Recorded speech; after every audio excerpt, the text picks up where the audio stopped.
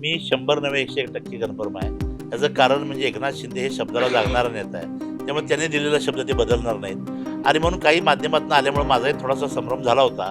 आघाडीचं ठरलं, महायुतीचं अडलं. कोल्हापूर हातकणंगले दुरंगी की तिरंगी.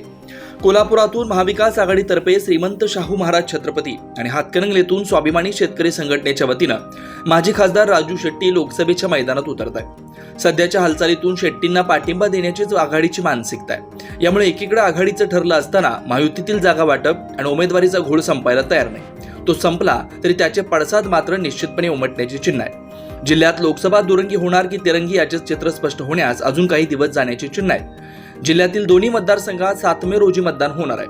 मतदानाला अजून फारच वेळ आहे. यामुळे आचारसंहिता लागू झाली असली तरी तसंच चित्र पाहायला मिळत नाही.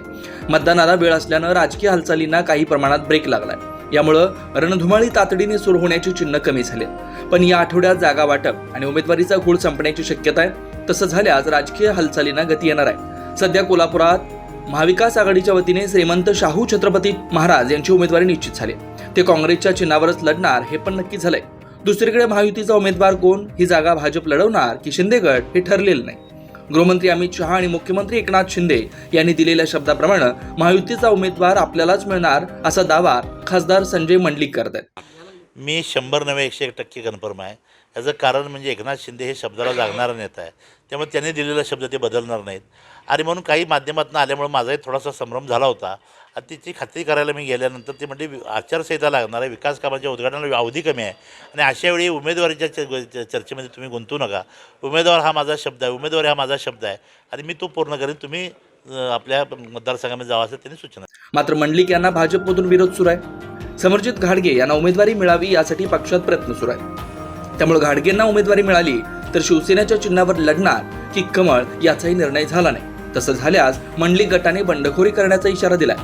दोन्हीपैकी एक जागा भाजपला मिळावी म्हणून नेत्यांच्या हालचाली सुरू आहेत. त्यासाठी कोल्हापुरातून धनंजय महाडिक व समर्जित घाडगे तर हातकणंगलेतून शौमिका महाडिक, प्रकाश आवाडे, संजय एस पाटील यांची नावं पुढे केली जातात. यातील कोणता मतदारसंघ भाजपला मिळणार यावरच उमेदवारीही निश्चित होणार आहे. जोपर्यंत जागा निश्चित होणार नाही तोपर्यंत उमेदवारीचा प्रश्न कायम राहण्याची चिन्ह आहे. जागा न मिळाल्यास भाजपचा नेता धनुष्यबाण चिन्हावर लढवण्यासाठी हालचाली सुरू आहेत. इकडं हातकणंगलेत स्वाभिमानी शेतकरी संघटनेने अजूनही एकला चलोरेची भूमिका घेतली. दुसरीकडे माजी खासदार राजू शेट्टी यांनी शिवसेनेचे पक्षप्रमुख उद्धव ठाकरे यांची भेट घेतली.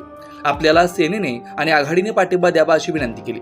सध्या तरी शेट्टी यांची इच्छा पूर्ण होण्याची शक्यता आहे. या उलट आघाडीने त्यांना पाठिंबा देण्याचा निर्णय न झाल्यास शिवसेना ठाकरे गटाच्या वतीने माजी आमदार सुजित मिंचेकर व सत्यजित पाटील यांना मैदानात उतरवलं जाण्याची चिन्ह आहेत. यामुळे तेथे तिरंगी लढत होईल. मंडलिकांना उमेदवारी न मिळाल्यास त्यांच्या गटाने बंडखोरीचा इशारा दिलाय. तसं झाल्यास तेथेही तिरंगी लढत अपेक्षित आहे. पण दोन्ही मतदारसंघात दुरंगी लढत होणार की तिरंगी हे लवकरच स्पष्ट होणार आहे.